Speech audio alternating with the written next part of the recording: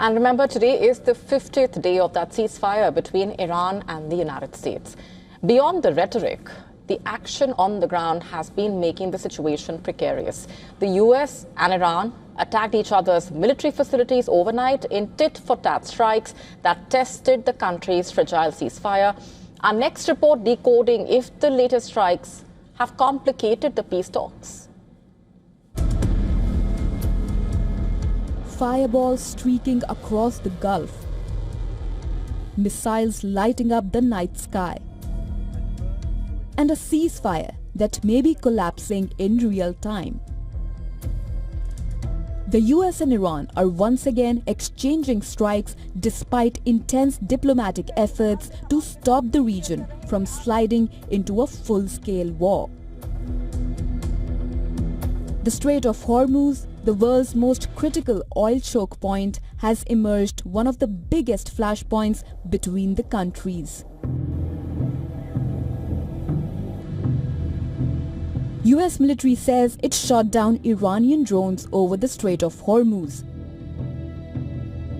Washington claims 4 Iranian drones were shot down and a 5th was destroyed before it could even take off.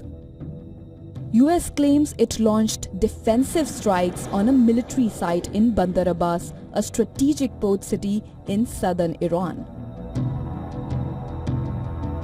This is the second time in 3 days that the US has attacked targets in Iran. Hours later, Iran carried out retaliatory strikes targeting a US base in Kuwait. The IRGC released these images of the moment of missile strikes. Iran has threatened a firm response if US repeats attacks. Its new Supreme Leader Mujtaba Khamenei claims the US and Israel are trying to create divisions in order to compensate for military defeats and bring the nation to its knees. These aggressive actions against Iran's territorial integrity and national sovereignty constitute a blatant violation of international law and the Charter of the United Nations. The United Nations Security Council is obligated to fulfill its legal responsibility in holding the American aggressors accountable.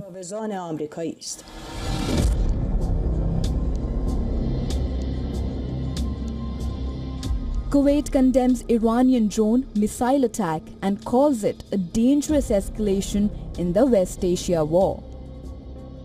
But the message from Tehran is clear. Iran has demonstrated it can strike US allies across the Gulf even while negotiations continue behind closed doors. As tensions continue to escalate, US President Donald Trump says no one can control Hormuz. In a sharp warning, he has threatened to bomb Oman. International waters, nobody's going to control it. We're going to watch over it. We'll watch over it, but nobody's going to control it. That's part of the negotiation that we have. They would like to control it. Nobody's going to control it. It's international waters, and Oman will behave just like everybody else, so we'll have to blow them up. They understand that. They'll be fine. Trump has also hardened his stance on the Abraham Accords.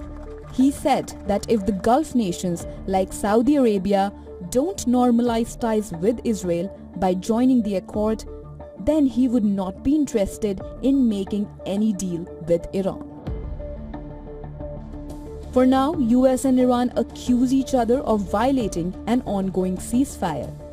With both sides trading strikes, the question is no longer whether the truce is fragile, but how long before it shatters completely. Bureau Report, WION, World is One.